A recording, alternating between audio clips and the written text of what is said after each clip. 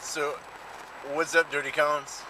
It's Thursday afternoon. Happy Abysmus. It's a beautiful day here. I got something I was thinking about it. It's from a guy named Jenkins. It's called 7 Easy Steps That Guarantee You to Pass Any SOF Selection. I don't know if you can find it online. I don't know where you can find it. It was sent to me by a combat controller buddy of mine. And so September 2014 says, it's not too old, but maybe you can Google it and find it. But 7 easy steps to guarantee you pass any SOF selection from Mr. Jenkins. Number 1, know what you're getting yourself into, right? It's not the movies you watch. It's not the video games you're playing. It's not a shiny trident or a special beret. Not just pretty decorations. You know, you gotta work. He says 100% honesty, it is harder to stay in a Ranger battalion than it is to get there. He says he can't speak for every unit, but an 80-hour work week was not uncommon for the men in the 75th Ranger Regiment. And he said, and same thing I've been telling you guys. It's a lifestyle. It is all the time. You know, it's not easy. You know, it's long days. Yes, you get to take leave. Yes, you get to hang out with your family. But there are gonna be times when you can't hang out with your family. So just be prepared. So do your homework. It says, so you want to be a PJ? How fitting. Who is Jason Cunningham? Who is Rob Disney? You don't know? You should, right? You guys, I was telling you guys the other day, Google, it's your friend. You can look up anything, right? I mean, it's not like it used to be in the old days where, you know, Encyclopedia Britannica, or you met somebody one time who knew somebody that was a PJ, or, you know, a combat controller, or a Green Beret, or a SEAL. You know, it's not, the proliferation of knowledge is there, so all you gotta do is find it. So he says, for instance, if you want to join a fraternity, you would have to know everything about the history of that organization. So, same thing with you going in the Army, you going in the Air Force. What's funny, I was with the recon guys again today, and on their walls they have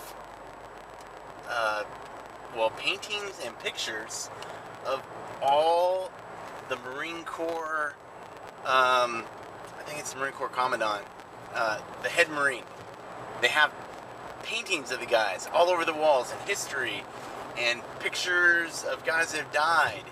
You know, that's what's important. You know, your history, where they came from. You know, the Marine Corps was started in a bar. How cool is that? Like, I wish we had that kind of a history. So, I thought it was pretty cool. Step 3, dominate humbly. So he says, the movies lied to you. You are not trying to be a one-man wrecking crew. You are applying to be part of a team. The cadre that will be punishing you day and night for weeks or months on end are doing so because if you pass, you will be their best friend's problem. I totally agree. I always I'm like, I'm going to send you and you're going to kill somebody I know and love, and no, I can't let you graduate. So, good words from Jenkins on that. There's no place for your arrogance.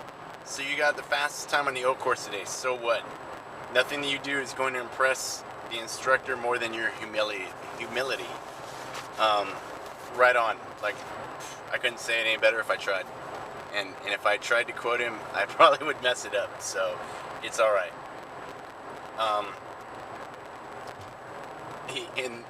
Look, here it goes. You don't have to be the best at anything, just don't be the worst. I say that all the time.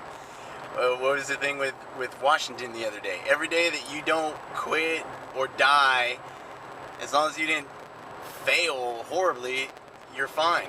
As long as you're still there at the end of the day, that's all that matters. Alright, ask questions, show respect. Step 5 says, from now until the time your selection starts, you have an opportunity to seek out guys who have been there and benefit from their knowledge and experience. Don't be an idiot and ask them what it's like to kill someone.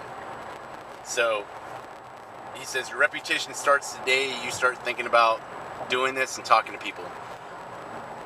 It's an interview process, and people will remember stuff. You know, call us old, call us elephants, call us whatever, but that memory and that attention span is there. So if you know, like, that kid was a dick, I'm gonna have to talk to somebody about that. Or that kid was really polite. You know, that's the kind of guy I would let date my daughter or something. So you know, that's who you want to be. You want to be the kind of guy that people would say, hey, date my daughter. I remember when I was younger, at the Pitzenbarger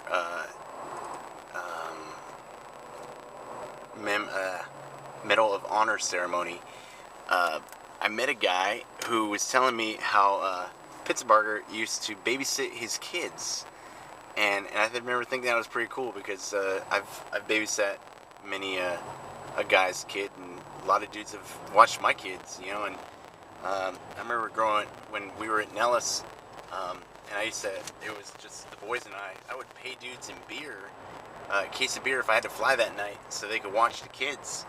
And, you know, I'd come home and everybody be passed out, but I knew the kids were good. And the guy's like, I don't know anything about kids. I'm like, man, just, you know, put on a little Dora the Explorer, give them some toast. They don't care. And, you know, that was growing up on the teams. It was good stuff. My boys still love it, you know. Good memories of fighting at UFC fights where the fights between the two of them were better than the fights that were going on the screen, because the two of them would, you know, watch it, and then in the off time they would fight and they would beat the crap out of each other. And there were no women there, and no wives, no nobody. Like, what are you guys doing to those kids? But the kids were having a good time, so it didn't hit that hard. So step 6, be prepared to fail. It doesn't matter how amazing you think you are, you will fail at some point. That's the point. If the cadre notices that you are really good at push-ups, you will do them until you can't do them anymore. I always say the only worst thing if I don't like you is if I do like you. Because if I do like you, I'm going to expect more out of you. Why?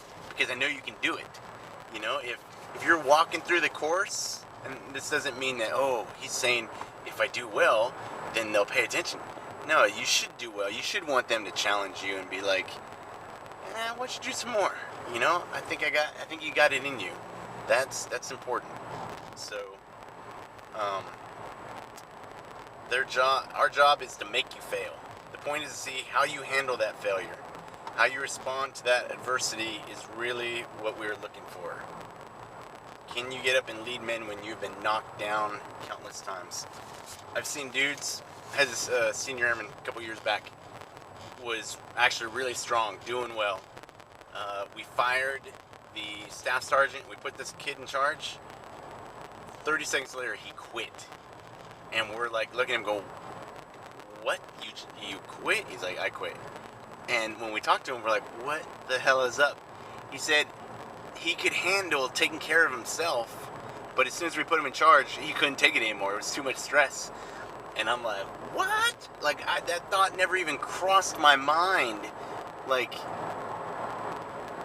you put me in charge, I'm going to quit because I can't handle that. Like, what is that? I can't even think of that kind of thought process. You know, people are saying, well, what do you need to do to be a PJ? You just need to not quit. Well, how do you not think about quitting? I don't know. I just don't think about quitting. It's not in my vocabulary. Like, it's that easy. Yes, I guess in philosophical terms, it could be, oh my God, that's huge. It's not that hard, you know. Just don't think so much. Just don't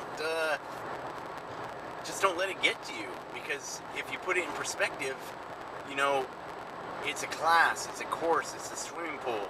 Nobody's going to die. You know, this isn't the real world. And if the quicker you figure that out, that you're doing bigger and better things once you get through this is just a speed bump on the road to where you're going. So, you know, don't think so much. Alright, step 7. Never, ever, ever, ever, ever, never, ever give up. It says, seriously, don't.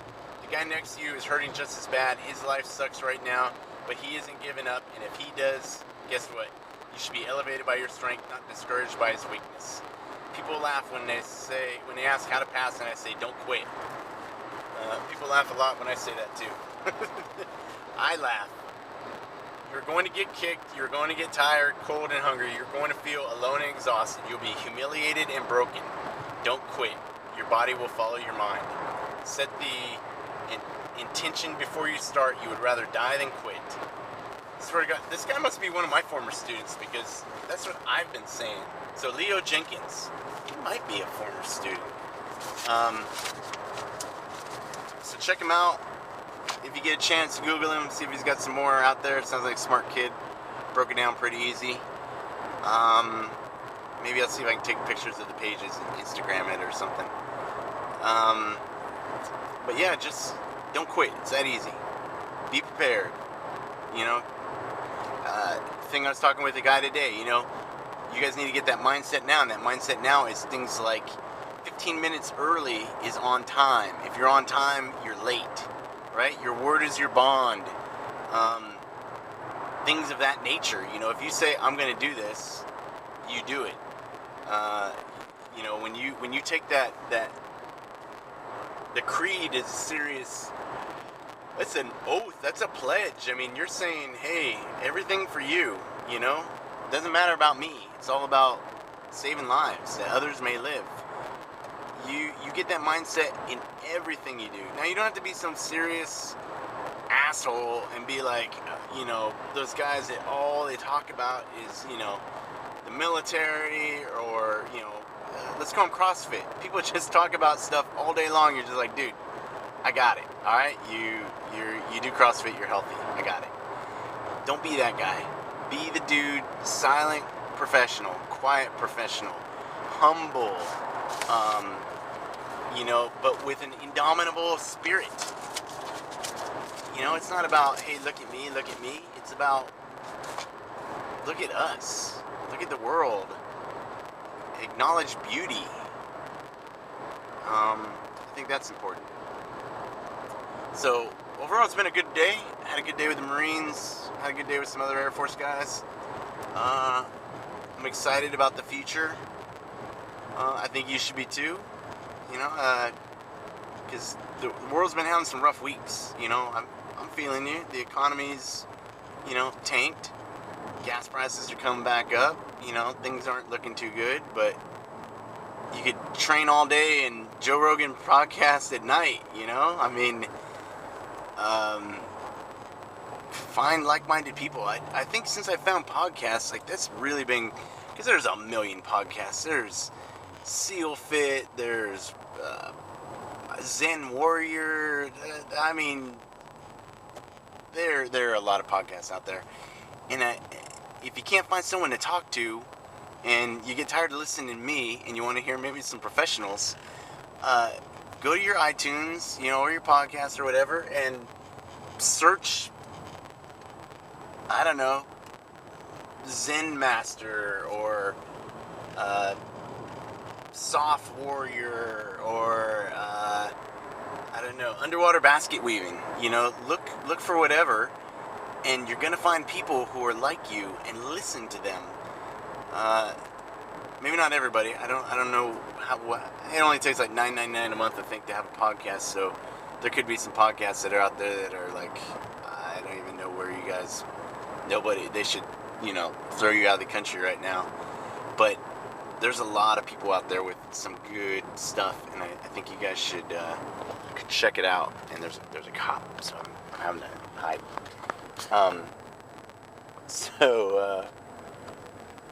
What was I saying? Find like-minded people. Put out a Craigslist ad. Go to the library. Look for people that have that look, you know, that Spartan race type of person, you know. We need thinking warriors. We're not just mindless. If you just want to be a mindless whatever, you know, you can go do any other job. But you need to be a thinker, or at least somewhat intelligent, if you want to be in special forces. And you know, and I say that with the opinion of my own intelligence being that, you know, I'm smart. There's some things I could be smarter on. There are some times when I'm slow, like Oh, yeah, alright, I got it now. Hey, you're a dude. I just don't think we were meant to be, that smart. You know, I mean, look at, Neil deGrasse Tyson, right? Probably the smartest, I say this very nicely, nerd on the planet. You know, it's hard. Look at Stephen Hawking. You know, nothing against the poor guy. I'm not making fun of him because he's stuck in a wheelchair, but I'm just saying, like, did he have a personality before? You know, it's hard to be really, really smart and then deal with regular people like us. I don't know if anyone's watched the BBC series Sherlock, you know, and he's like, what is it like in your tiny little brains? You know, because he's so much smarter than them. And it makes me laugh because, you know, in the land of the blind, the one-eyed man is king. So, you know, if you're in your little pond, you might be the big fish, but you take that big fish in the little pond and you become a very little fish in the pond that is the world. So, pay attention. Got to be smart. And you need a personality. We need people with personalities. Character. You know, who wants... I'm tired of people without personality. You gotta have good hair too to be a PJ. I'm just making jokes now. Although you do have to have good hair. We don't let any ugly people in pararescue. There was one ugly guy. He just retired. His name was Lynn. Good dude. But he was the ugliest man in pararescue. And so, yep. At one point, I was the number 3 for best looking PJ. I'm a little older now, so I've slid down the ranks. There's some handsome lads out there, but I'm okay with that because, you know,